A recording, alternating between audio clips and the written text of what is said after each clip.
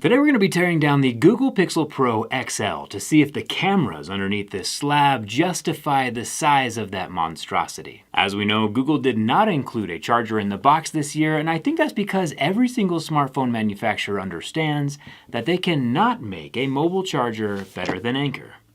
Anker is the world's #1 mobile charging brand and has been a sponsor and favorite of mine for years now. They've just released their Anker Prime line, aiming to become the heart and backbone of your desktop. I've been using it for a few weeks now. They have a 250-watt desktop-mounted charging station. There's 4 USB-C ports on the front and 2 USB ports on the side, with a slick little smart power control dial that allows you to view detailed information like charging status and the charging speed of the different ports, along with setting charging priority. The one most useful to me though is probably the 14-port Anker Prime docking station, mostly because it brings all the USB ports from behind my computer to on top of my desk. There's 160 watts worth of USB charging, as well as a 10 gigabit per second transfer speed. And if you need power on the go, we have this power bank right here with 2 USB ports on the side capable of outputting 65 watts. With the flip out wall plug, it can be used as both a power bank and a wall charger, and those 65 watts are more than even the Pixel 9 Pro XL can handle.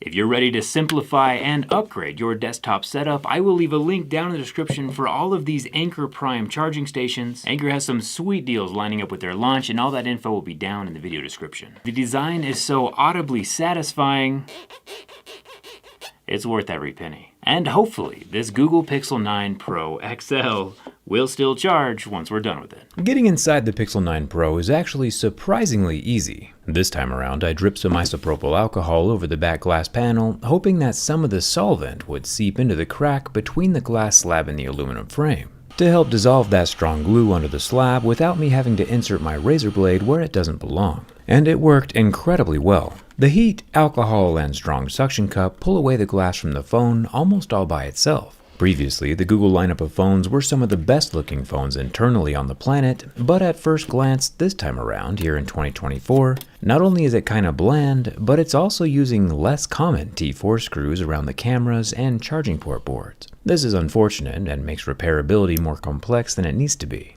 I'll remove 5 screws around the bottom of the Pixel 9 Pro XL and 7 visible screws up at the top, with a few more hidden screws concealed under random pieces of black tape. There's also a considerable amount of small annoying little brackets throughout this teardown, not as egregious as an iPhone of course, but Google is copying Apple in the wrong direction. The back glass is pretty simple, just has the metal camera lens protruding up through the slab. The most annoying part though of this teardown is that nearly none of the screws are the same sizes, which makes reassembly super difficult if they aren't kept organized during the teardown. One sneeze and it's all over. The 23-watt wireless charging pad has copper coils wound around inside. These wires are all the same diameter, where Samsung's coils increase in thickness as the coil expands outward. Interesting differences. I'll unplug the battery, along with the world's largest ribbon cable. I bet someone designed this ribbon as a joke, and it accidentally made production. Pop this on a boat and sail around the world. The strangeness of the ribbons doesn't stop there either. The other ribbon running over the battery is actually screwed into place. I imagine they ran the signal wires that we normally see as standalone colored wires into this ribbon, and the screws help maintain a good connection with the lower board, but still rather strange. I'll pop out the SIM card tray. We'll see if I damaged the microphone hole during the durability test here in a second. Now, the battery removal situation is pretty much the worst. Even Apple has a better removal system in place, and that's saying something.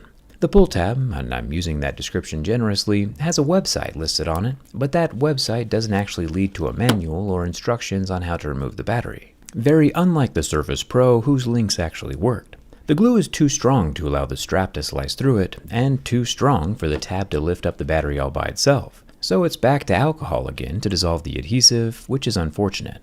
While that's soaking in, I'll pull out the charging port board so we can check for damage. The screen ribbon is attached to the underside, and the 37-watt USB-C port does have a gray rubber ring around the tip to help with that IP68 water resistance. You'll notice that the gold box for the microphone is mounted to the top side of the circuit board, with the receiving opening on the underside of the board. If we look at where the exterior microphone hole meets up with the interior waterproofing mesh, we can see that the membrane is located to the side of the shaft. And no matter how hard or deep the SIM tool inserts, no damage could ever possibly happen to that membrane, even with a really small tool. The exterior microphone hole is positioned right next to the SIM card tray opening, which is also where Google put their water damage indicator sticker. If this rectangle gets wet, the red coloring bleeds through onto the white, tattling that moisture has entered the phone. And obviously moisture is never covered under warranty. But to be fair, it's only when the membrane is punctured from the inside of the device that we see damage. This puncturing could also occur at depths beyond 6 feet of water though, so keep an eye out for that. Now that the alcohol has hopefully had a chance to seep onto the battery, we can try to pry it out. But to no avail. This battery is glued extremely well to the body of the Pixel 9 Pro XL, making it very difficult to repair, and even more difficult to recycle at the end of its life. The Google Pixel 9 Pro XL officially has the most difficult battery to take out of any of the mainstream phones, including iPhones. Sad day for Google. From a repairability standpoint, I cannot recommend this phone to anyone. With enough alcohol and prying, I was able to remove the 5060 mAh battery without exploding, but it's unfair to humanity to manufacture 10 million of these devices at this level of difficulty. No bueno. The lower loudspeaker does have balls inside of its blue window, and a decent-sized haptic vibrator motor positioned right above the ultrasonic fingerprint scanner. Taking another page straight from Apple's playbook, there is a standoff screw on the bottom right of the motherboard, just another unfortunate level of complexity for repair. There's another bracket up top, which hides a ribbon cable, another screw, and another bracket, all to get to the motherboard. With the camera still attached, we can see that the 50 megapixel main camera lens does have optical image stabilization. The middle 48 megapixel wide-angle camera does not have OIS.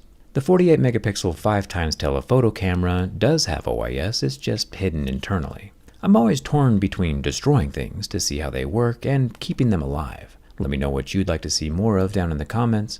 But it's looking like these camera units are all large enough and take up enough real estate to justify the extra large camera lens. The gigantic outer pane of glass is not just for show. Under the motherboard is a moist layer of thermal foam. This helps move the heat from the AI processing to the frame of the phone, and then spread by the copper vapor chamber to dissipate out through the screen. And speaking of out through the screen, the backside of the motherboard has its proximity and light sensors that peek out through the pixels of the phone. You can see the light from my flashlight shining through the pixels into the little square that they're able to peek through. Kinda cool. Thumbs up for that. The last quirky thing I noticed is that the main camera units, while they all look connected in a giant bar, are actually clipped modularly into place like little Legos. It's not one permanent box. I wonder if this helps improve the assembly process. Different cameras can be clipped together while manufacturing, since the cameras vary between the Pixel 9 and the Pixel 9 Pro. Only the Pro has the third telephoto module clipped in. I'll have to tear down a 9 to see if this is true or not. But honestly, I'm kinda disappointed. Google seems to be going backward when it comes to repairability, and that's just really too bad. They get on stage and talk a big game about the environment, but in reality, they just made another 10 million devices that can't be fixed or recycled easily. And I hope that people vote with their wallets. Both Samsung and Apple have made massive changes recently to improve their repairability, and if Google should be copying one thing from the other players, it definitely shouldn't be the brackets or proprietary screws. These phones don't last forever. Lucky for us though, mine is indeed still alive, and if you want to see the insides of your phone from the outsides without taking it apart, I'll leave a link for my teardown skin down in the description. And for the ultimate test, plugging in the Pixel 9 Pro XL into the Anker Prime power bank with an impressive 240 watt charging cable, we are indeed still juicing up. Grab yours down below, and thanks a ton for watching. I'll see you around.